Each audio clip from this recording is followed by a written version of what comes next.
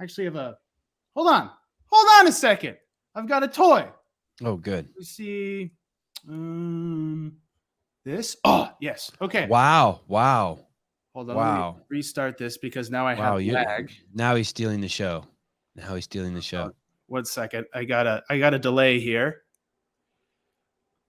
All right. There. Okay. So this. Okay, people, this is now going to cost you extra money. Yeah. Turn off the stream if you haven't paid up your monthly dues.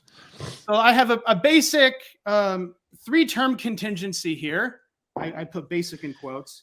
The S stands for stimulus. The R stands for response, and the O stands for outcome. Okay. Now, the outcome determines the strength of the stimulus the next time the stimulus presents itself. Okay, just like we already discussed, right? The outcome of a situation now changes the effect of the stimulus the next time it presents. So it can either create a larger aversion, or you can start adapting to it, etc. So when you start getting into these language patterns, we have 3. I put source in quotes because depending on the sort of orientation you have, it could turn all external, which would turn like extreme behaviorism, or all internal, which would lead to probably more contemporary style stoical cognitive behavioral stuff. You have 3 basic sources of where problems arise. Like you can cause them yourself, other people can cause them, or life in general can just kick you in the nuts. Okay, and depending on how you observe the source of a disturbance here. So this turns into your stimulus. The source of its stimulus, these 3 sources. I'm triggered by them. I don't believe in them.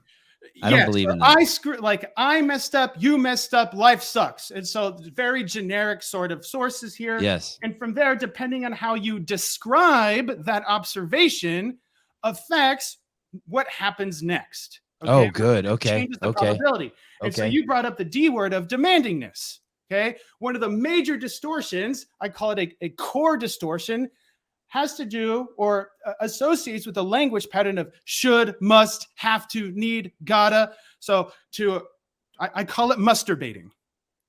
Right? You start masturbating. You must do this. I must act perfect. She must treat me well. Life must give me the best parking spot, whatever. Okay. Yes. And that alone can cause problems, which we'll get to in a second. However, in a lot of instances, this demandingness should, must, have to, need to bring out your forgive me here, your explicit implication. This has an implied or else. Demandingness does this. Yep. I get excited about talking to this stuff. So the sort of language patterns, we start making rules. Like, you must treat me this way. They must like my video. You're describing parenting right there too with kids. Dude, there's a gnarly implication. I call it the hostage crisis. I've made some videos on it. When kids demand stuff, what they don't tell you this about parenting, but once you have kids, you're in a hostage crisis at all times. They demand shit, and like, do you want to deal with saying no or yes? It's crazy. Yeah, and a lot of that has to do in that situation. Or you else. Actually have a skill deficiency. Okay, how do you act assertive with a child, for instance? Okay. Different can of worms. So demandingness has this implied or else. You should do this. Or else. Mm-hmm. Or else what? Or else what? Or else you're a racist, sexist, homophobe, bad parent, asshole, blah, blah, blah. Great point. Or else you start dramatizing, for instance. Yeah. I should do this, or else I'm a failure. Nothing ever works. Everything sucks. Yep. And what happens when you start dramatizing, when you have everything fails, nothing works, just the allness and nothingness sort of language, the everythingness and nothingness.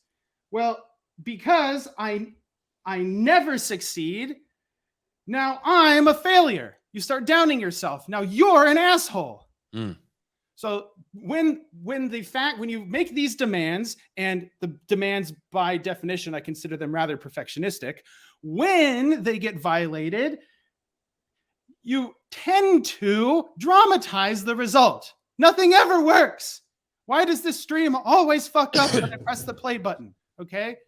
And now, stupid computer, now you start downing yourself, you start downing other people, life sucks, etc. And then that can then progress to despairing, which you bring out the twos, like TOO. Too difficult, too stressful, like why bother? You start getting the why bother. You start despairing. Okay. So this I write out as a neat little model. It's by Melissa Masturbating. So I have this neat little model that a lot of times happens in this order, but it can happen in any order. These sort of like, I bet you recognize these sorts of language patterns. And so when these language patterns get, I guess to use an old school term, stamped in, when you use them in a stressful situation, you now create a respondent condition. In other words, if you say nothing ever works when you get stressed out, well, then the next time you say nothing ever works, you'll stress yourself out when you say it. Just like Pavlov's dogs and the bell. Okay. Yeah. Right. Yep. So demanding this on its own can cause disturbance. And here I have disturbance listed as like the classic sort of negative feelings. Okay. You can also have them on the other side of the spectrum too, arrogance, etc. But basically here you can consider this an emotional disturbance. And so you can have demandingness itself can cause a disturbance, and these derivatives of demandingness can cause disturbance. Man, nothing ever fucking works when I press the button to start the stream. So what happens the next time you go to start the stream? Well, since nothing ever works and this computer's really stupid, why bother doing it? And so then when it comes stream time, you start anxietizing.